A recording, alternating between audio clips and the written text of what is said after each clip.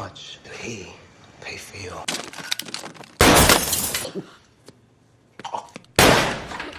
The film opens in a bar known as a drop bar. It looks like a normal bar, but gangs secretly use it to launder money.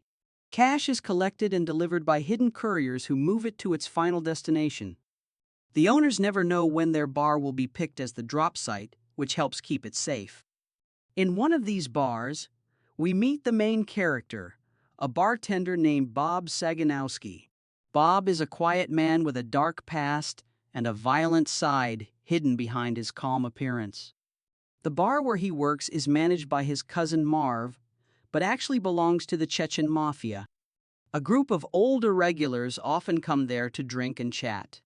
One night, they gather to honor Richie Whalen, a friend who died mysteriously 10 years earlier, while Bob serves them another round of drinks. Marv scolded Bob, reminding him that the bar was a business, not a charity. His anger grew when he learned that Bob had let an old woman drink for free and smoke inside while he was away. Bob thought he was just being kind, but he eventually gave in and listened to Marv. The story then reveals that Bob is a devoted Catholic who often attends church. One evening on his way home, he heard cries coming from a neighbor's trash bin. When he looked inside, he found a badly injured pit bull left to die. At that moment, the homeowner, Nadia, came outside, curious about the stranger near her house. Bob explained what had happened and asked Nadia to help the injured dog. Still cautious, she asked to see his ID and took photos of the dog to send to her friends for safety. Eventually, they brought the dog inside and cleaned its wounds. The dog had several cuts and bruises from clear signs of abuse, but thankfully, its injuries were not life-threatening. While they talked, Bob noticed bruises on Nadia's neck. She worked as a waitress and had experience rescuing animals. They both agreed that taking the dog to a shelter wasn't the best idea, especially since Bob had already grown attached to it. He asked Nadia to care for the dog for a few days until he could bring it home himself. Not far from the bar, two brothers argued nervously. They were planning to rob Marv's bar. The older brother was confident, insisting they needed to take risks to prove themselves to their boss. The younger brother, a drug addict, became terrified when he learned the bar was actually controlled by the Chechen mafia. In the end, the older brother convinced him to go through with the plan. The scene then shifts to the bar, where two masked men burst in just before closing time. They point their guns and force Marv to put the money in a bag. Marv stays calm and warns them they're robbing the wrong people, but he has no choice and does as they say. During the robbery, Bob noticed that one of the men was wearing a broken watch. After the robbers left, they discovered the bar employee, Randy, beaten to death in the backyard. Shortly after, Detective Torres arrived to investigate. He recognized Bob from church, where they had seen each other for years but had never spoken. During the investigation, Bob didn't have much information since the robbers were masked. He did mention noticing a broken watch that had stopped at 6:15. The thieves had stolen around $5,000. Aside from the case, Detective Torres became curious about why Bob never took communion at church, though Bob initially denied it. When Torres pressed him for answers, Bob denied everything. In truth, he was ashamed of his past and avoided communion to keep from going to confession. Meanwhile, Marv grew upset after hearing that Bob had mentioned the broken watch, fearing it might anger the Chechens. Later, Bob brought the puppy home and asked Nadia to go with him to the pet store since he had never owned a dog before. Nadia chose bowls, a leash, waste bags, and a care guide. Bob suggested the name Rocco, but admitted he actually liked the name Mike. Nadia preferred Rocco, saying Mike wasn't a good name for a dog. They made a name tag for Rocco, though Bob still thought Mike was a better name. The next morning at church, he was surprised to see a statue of St. Rocco with a dog. Later that day, after shopping, Bob drove Nadia home, unaware that a thug named Eric Deeds was secretly watching them from afar. One morning, while Bob and Marv were shoveling snow in the backyard, Shavka, the Chechen mafia boss and real owner of the bar, arrived. He told them he had caught one of the robbers. The man had been gagged, tortured, and had his foot nailed and bolted to the floor of a van. Shavka asked Marv and Bob if they knew the man, but both said they didn't. He then demanded to know how the police had found out about the broken watch, and Bob was forced to apologize. Before leaving, Shavka ordered Marv to recover the stolen money. Marv felt the pressure, realizing that Shavka suspected he might be involved in the robbery and knew where the money was. During the investigation, Detective Torres discovered that Marv had lost the bar to Papa Umarov, Shavka's father, and a powerful Chechen mafia boss 10 years earlier. He discussed it with a colleague from the Major Crimes Unit and asked if they planned to go after Papa.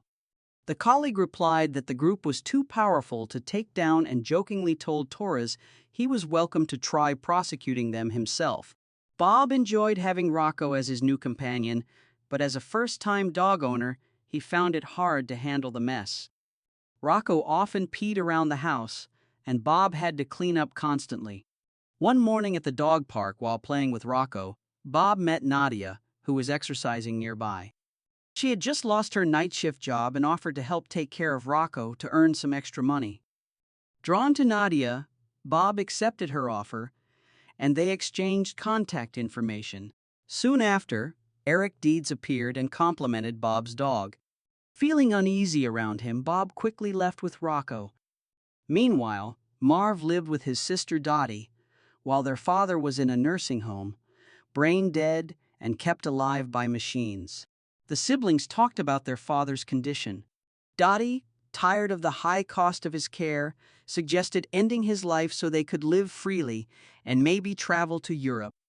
Marv strongly disagreed, insisting they should stay loyal to their father, even if it meant sacrificing their own comfort. Later, Marv met Fitz, one of the robbers, and confronted him about the crime. He blamed Fitz for his brother's mistake with the broken watch and for beating Randy so badly that Marv had to call an ambulance and involve the police. Marv warned him that their bar would soon be in trouble and told Fitz to make sure the next robbery went smoothly. Elsewhere, a suspicious man in a car asked Marv for directions to the hospital. Marv gave him directions but stayed alert. Meanwhile, at Bob's house, he talked to Rocco and apologized for not taking him outside. Then there was a knock at the door. It was Eric, who rudely walked right in. Eric asked about the dog, leaving Bob confused. He claimed the dog was his, but Bob disagreed. Eric said that if Bob really owned the dog, he should have the chip number and legal papers. He explained that the chip was implanted under the dog's skin to identify its true owner.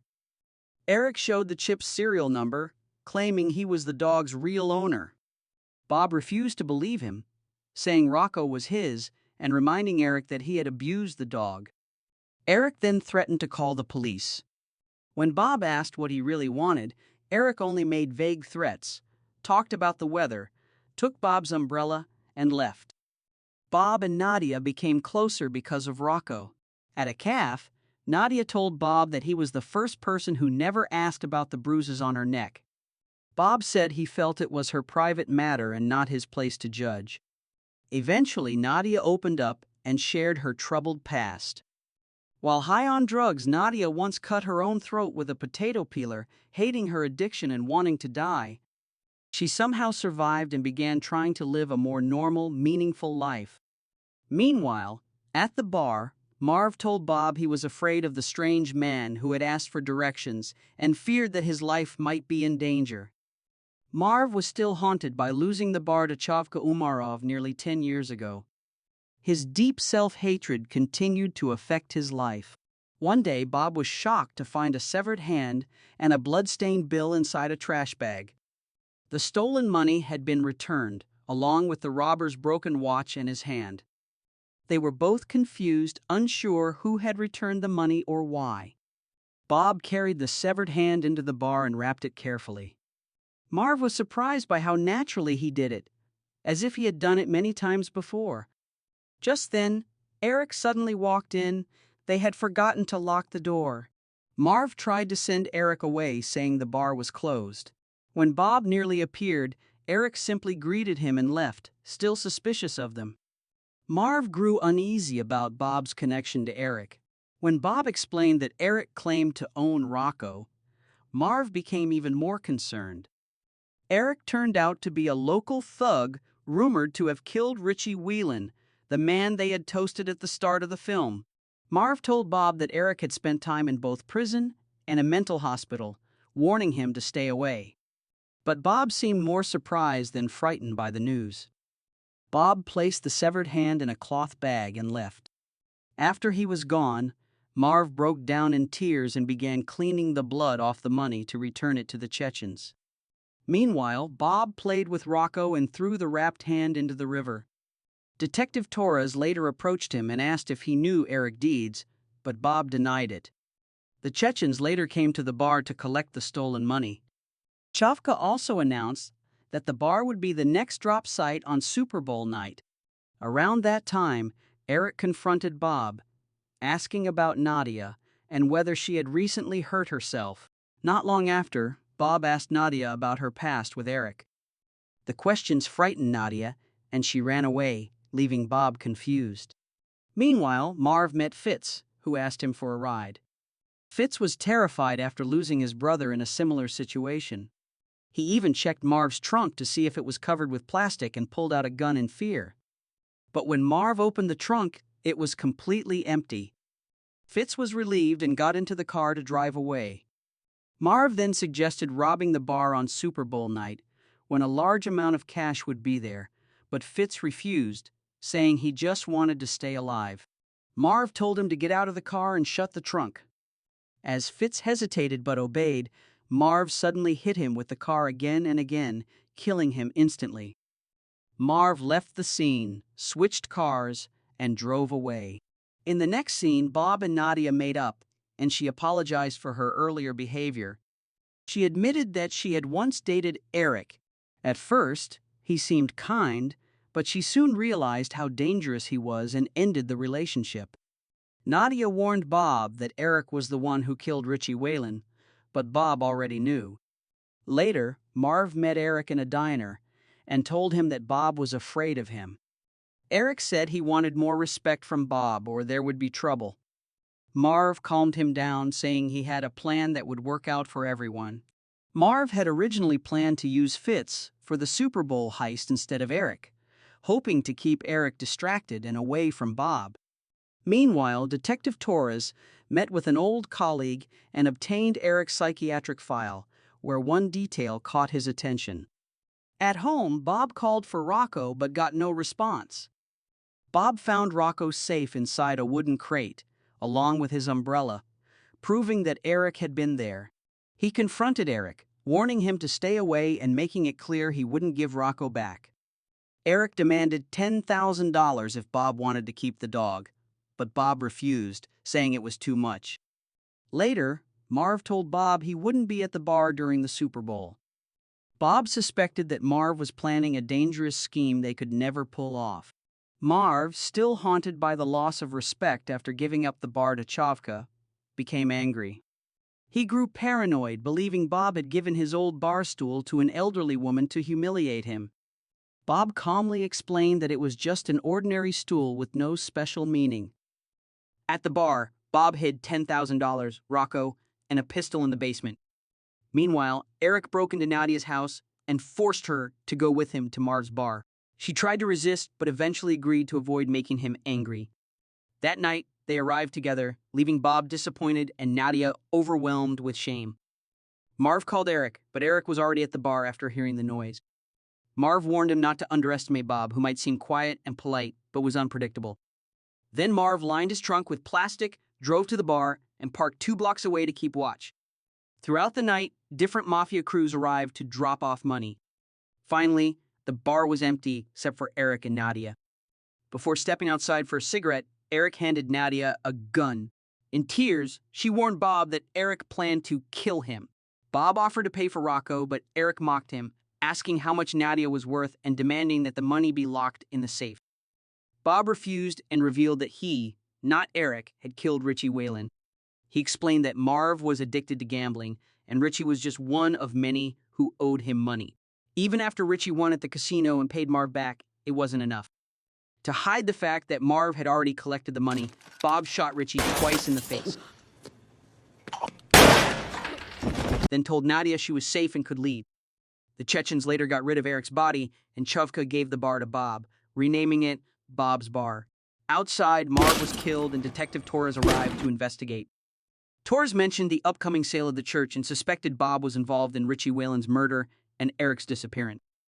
Later, Bob brought Rocco to Nadia's house, apologized for his past, and explained he killed Eric to stop future blackmail. Nadia felt both fear and affection for him, and they decided to start seeing each other.